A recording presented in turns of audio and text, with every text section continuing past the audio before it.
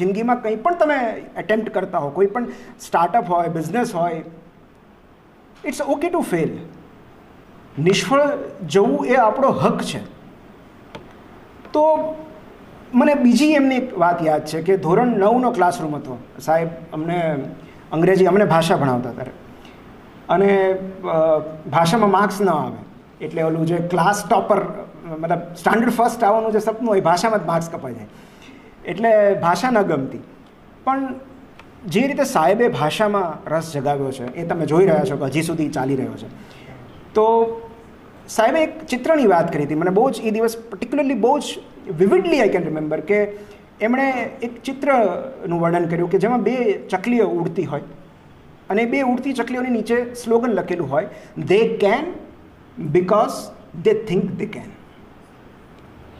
આ ચકલીઓ ઉડી શકે છે કારણ કે તેઓ એવું માને છે કે તેઓ ઉડી શકે છે. તો સાહેબે સમજાવ્યું કે ચકલીઓ એટલા માટે નથી ઉડતી કારણ કે એમને પાંખો છે, એ એટલા માટે ઉડી શકે છે કારણ કે એમનામાં સેલ્ફ બિલીફ છે કે અમારો જન્મ ઉડવા માટે થયો છે. તો એ ચકલીઓને ઉડતા કોણે શીખવ્યું એ તો મને નથી ખબર, પણ એ 35 મિનિટના પીરિયડમાં વિક્રમ સરે મને ઉડતા શીખવી દીધું. તો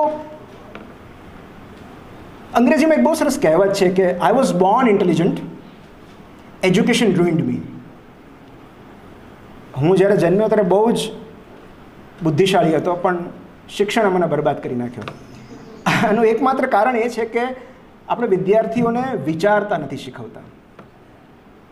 શું વિચારવું એના કરતાં કઈ રીતે વિચારવું એ મહત્ત્વનો મુદ્દો છે. અને જો તમે મને શિક્ષણની વ્યાખ્યા પૂછો તો એક જ વાક્યમાં હું કહીશ કે education is all about learning how to think.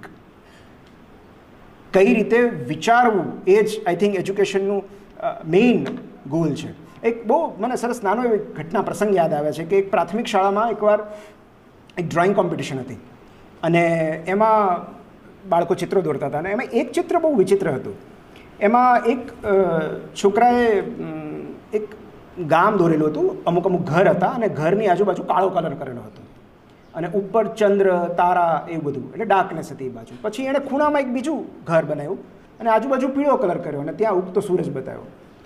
એટલે જે નિર્ણાયક હતા એમને પણ નવાઈ લાગી કે આવું કેમ. એટલે એણે બાળકને બોલાવ્યું કે બેટા આમાં તારી કંઈક ભૂલ થતી લાગે છે, કે સૂરજને ચંદ્ર બે એક સાથે ન હોય, એમ એક જ ચિત્રમાં દિવસ ને રાત બે કઈ રીતે હોઈ શકે. એટલે પહેલાં સમજાવ્યું ચિત્ર કે જો આ બાજુ જે ઘર છે ને અમારું ગામ છે, આ બધા જે ઘર છે ને મારું ગામ છે, ત્યાં રાત પડેલી છે, મારું ગામ અંધારામાં છે. આ બાજુ જે ઘર છે ને એ મારું ઘર છે. તો મારા ગામમાં અંધારું હોય સાહેબ, તો મારા ઘરે સૂરજ હું ન ઉગાડી શકું. અને વાત સાચી છે કે આપણા ઘરે સૂરજ ઉગશે તો જ આપણે બીજાને અજવાળું આપી શકશું ને. તો એ ચિત્રને પહેલું પ્રાઇઝ મળ્યું. તો અમારે 5મા ધોરણમાં અંગ્રેજી ઇન્ટ્રોડ્યુસ થયું હતું અને એસેઝ ત્યારે ઇંગ્લિશમાં હતા અને એમાં આઈ થિંક 4 એસે હતા. My father, my mother, my teacher અને માય સ્કૂલ. એટલે આ 4 એસે અમે ગોખી નાખેલા, એકાદો તો આવશે જ એમ. અને ખબર નહીં કયા માસ્તર હતા, માય ફ્રેન્ડ પૂછાણો. હવે આવું કોર્સ બહારનું આવે ને એટલે અમારા જેવા વિદ્યાર્થીઓને આમ બહુ રાજી થાવ કે આ બીજા બધા નહીં આવડ્યા. એટલે હું તો માય ફ્રેન્ડ વિશે લખવા લાગ્યો. પણ એક વિદ્યાર્થી, મને નામ યાદ છે પણ નહીં લઉં, બહુ એવરેજ વિદ્યાર્થી, અત્યારે તો બહુ મોટી પોસ્ટ પર છે, એણે આખું નિબંધ માય ફાધર વિશે લખ્યો. My father is this, my father, I enjoy playing with my father, and છેલ્લે ખાલી એટલું ઉમેરી દીધું,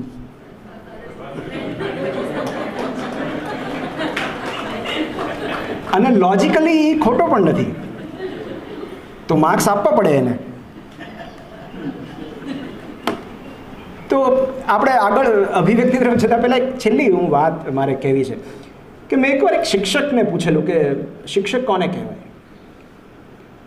શિક્ષકે આપેલો જવાબ છે કે ખેડૂત પોતાના ખેતરમાં ખેતી કરે છે, હળ ચલાવે છે, ખેતર ખેડે છે, પછી એમાં વાવણી કરે છે, એને પાણી નાખે છે, ખાતર નાખે છે, પછી પાક ઉગે છે, એ પાક એ સમાજને આપે છે અને સમાજ એના બદલામાં એને પુરસ્કાર આપે છે, વળતર આપે છે, રૂપિયા આપે છે, સન્માન આપે છે, એપ્રિસિએશન આપે છે.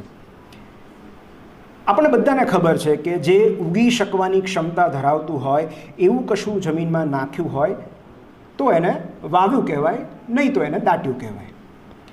તો ખેડૂતને ખબર છે કે એણે જે વાવ્યું છે એ જ ઉગશે, પણ જે વ્યક્તિને ખાતરી નથી કે જે વાવ્યું છે એ ઉગશે કે કેમ, ઉગશે તો ક્યારે ઉગશે, એ મોટું થઈને વૃક્ષ બનશે કે થોર, વૃક્ષ બનશે તો સમાજ એ વ્યક્તિને યાદ કરશે કે જેણે આ બીજ રોપ્યું હતું. એવી કશી જાણકારી નથી. અને તેમ છતાં જે બીજ વાવવાની મહેનત કરે છે, હિંમત દાખવે છે, એ શિક્ષક છે. એક બહુ જાણીતું બાળગીત છે. ખાતી નથી, પીતી નથી, ઢીંગલી મારી બોલતી નથી, બોલ બા બોલ એને કેમ બોલાવું. તો પોતાની ઢીંગલી કે ઢીંગલો બોલતો ન હોય એનું દુઃખ દરેક વ્યક્તિને હોય છે, પરંતુ આપણને થનારા દુઃખ કરતાં ન બોલી શકવાનો અફસોસ ઢીંગલી કે ઢીંગલાને વધારે થતો હોય છે. તો આ દુનિયામાં રહેલી તકલીફોથી એટલી પીડા નથી થતી જેટલી પીડા એ તકલીફો કોઈને ન કહી શકવાથી થાય છે. મારા લાઈફમાં 1000 પ્રોબ્લેમ હશે, પણ જો હું કોઈની સાથે શેર કરી શકું તો મને એટલી બધી તકલીફ નથી થતી. અને ફક્ત પીડા જ શું કામ, આનંદ કે ખુશીની દરેક ક્ષણ જે આપણે કોઈની સાથે શેર નથી કરી શકતા, જે અવ્યક્ત રહી જાય છે, એ દરેક ક્ષણ આપણી અંદર એક ખાલીપાનું સર્જન કરતી હોય છે. ફક્ત બાળકના ઉછેર માટે નહીં, આપણા સૌના જીવંત રહેવા માટે પણ હવા, પાણી અને ખોરાક ઉપરાંત અભિવ્યક્તિ જરૂરી છે. આનું મહત્ત્વ હું ધીમે ધીમે સમજી રહ્યો છું. હું જેમ જેમ પુસ્તકો વાંચતો જાઉં છું એમ મને ખબર પડે છે કે દક્ષિણામૂર્તિના જે બેઝિક આદર્શો છે, જે મૂળભૂત સિદ્ધાંતો છે, એનું કેટલું મહત્ત્વ છે. કેટલાક લોકો માટે સૌથી કપરું ચઢાણ ઓડિયન્સમાં રહેલી ખુરશીથી સ્ટેજ સુધીનું હોય છે. કારણ કે જો યોગ્ય સમયે બાળકને સ્ટેજ ન આપવામાં આવે તો એ આજીવન પોતાની જાતને વ્યક્ત નથી કરી શકતું. આપણે જેને સ્ટેજ ફિયર કહીએ છીએ, હકીકતમાં એ ડર સ્ટેજનો નથી, એ ડર જાતને અભિવ્યક્ત કરવાનો છે. It is fear of judgement. અને કેટલા બધા લોકો આ ફિયર ઓફ જજમેન્ટથી પીડાતા હોય છે. એ લોકો પોતાની જાતને વ્યક્ત નથી કરી શકતા. અને હવે સમજાય છે કે આ જ સ્ટેજ પર જ્યાં હું ઊભો છું અત્યારે, આ વર્તુળની બરાબર વચમાં નિમિતભાઈ તમારું નામ બોલો, તમારા મમ્મીનું નામ બોલો, એ રીતે મને અહીંયા ચડાવવામાં આવતો અને ખંજરી વાગતી હોય, તબલા વાગતા હોય અને અભિનય નૃત્ય કરતા હોઈએ ત્યારે શિક્ષકો તાળીઓ પાડે. તો હવે સમજે છે કે ત્યારે કોઈ સ્પેશિયલ ટેલેન્ટ નહોતી કે શિક્ષકો તાળીઓ પાડે. શિક્ષકો ત્યારે એટલા માટે તાળીઓ પાડતા હતા કે કોઈ પણ જાતની શરમ વગર, પોતાની ભૂલો કે નબળાઈઓને ઢાંક્યા વગર પ્રામાણિકપણે આપણે જાતને અભિવ્યક્ત કરવાનો પ્રયત્ન કરતા હતા. એ તાળીઓ ત્યારની હતી અને એ તાળીઓ હજી મને સંભળાય છે.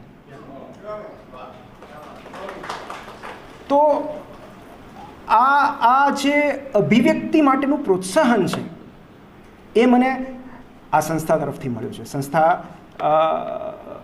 નીચે તો બાલ પમરાટ અભિવ્યક્તિ રંગમંચ જ નામ એનું છે. તો આ બાળપણથી તમે શું વિચારો છો, તમારે ડાન્સ કરવો છે, તમારે શું કરવું છે, આટલા શિક્ષકોની હાજરીમાં શિક્ષકો બેસીને તમારા માટે તાળીઓ પડતા હોય, એવો લાહો કયા બાળકને મળે? શિક્ષકો તમારી સાથે ડાન્સ કરે તો અભિવ્યક્તિ પ્રાણ પોષક છે. એ દરેક વ્યક્તિમાં નવો પ્રાણ ઉમેરે છે. અને એ સ્ટેજ ઉપર હોય કે પડદાની પાછળ, જાહેરમાં હોય કે કોઈ અંગત સ્વજનની હાજરીમાં, પણ અભિવ્યક્તિ આપણા સૌનો ઓક્સિજન છે.